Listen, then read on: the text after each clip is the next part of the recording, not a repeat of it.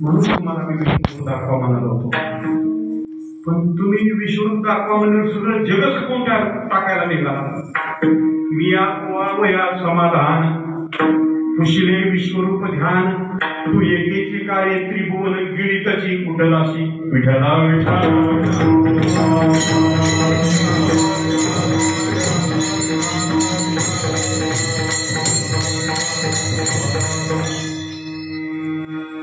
काळ काळ म्हणजे कोण आहे? काळ म्हणजे देवच आहे. काळ म्हणजे कोण आहे? देवच आहे.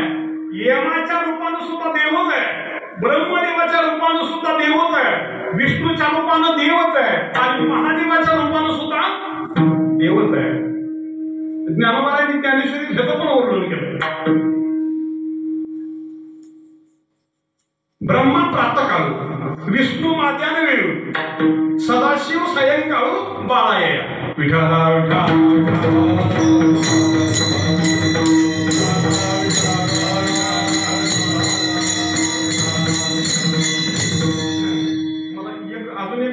अर्जुनाची ओळी तुमच्या पुढे ठेवायचा मोह आवरत नाही म्हणून ठेवतो.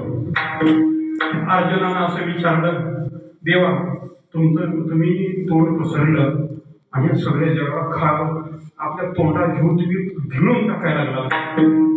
ते बघून मला माझ्या मनाची धारणा काय झाली सांगू का? अर्जुन म्हणतो. अति महत्वाचा प्रश्न आहे बघा. अर्जुनानं सांगितलं, देवा हे बघा, माझ्या सद्गुरूच्या कृपेनं म्हणा, द्रोणाचार्याचे माझ्यावर उपकार झाले म्हणून म्हणा, तुमची संगत प्राप्त झाली म्हणून म्हणा, पण माझ्या अंगी एवढी शक्ती प्राप्त झाली.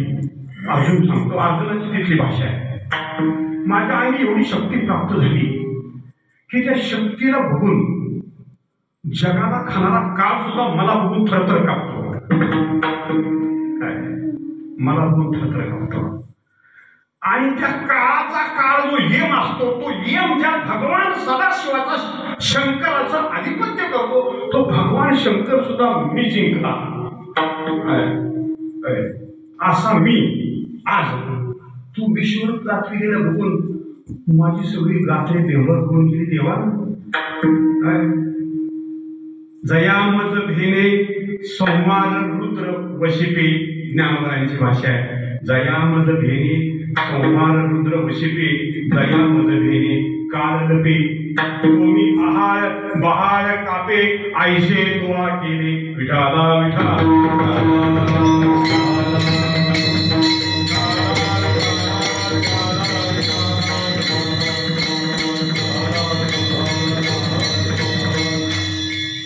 एकंदर ज्ञानोबारांच्या भाषेत बोलायचं असेल तर या काळाचा आपल्या तोंडामध्ये घ्यायचा काळाचा सपाटा कसा आहे, तर जसं लोण्याचा गोळा समोर ठेवल्यानंतर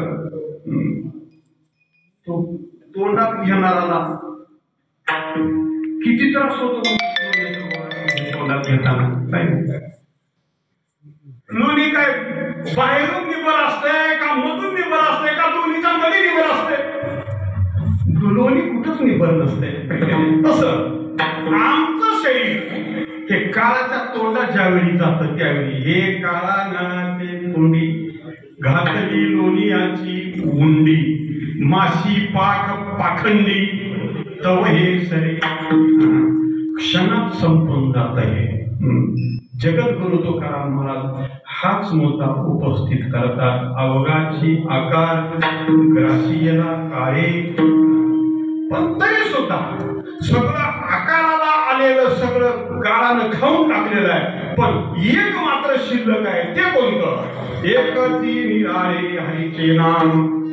देवाचं नाव वेगळं आहे. देवाच्या नावाला आकार नाही का? देवाच्या नावाला आकार आहे ना. राम 2 अक्षराचा संबंध आहे, कृष्ण 2 अक्षराचा संबंध आहे, विठ्ठल 3 अक्षराचा संबंध आहे.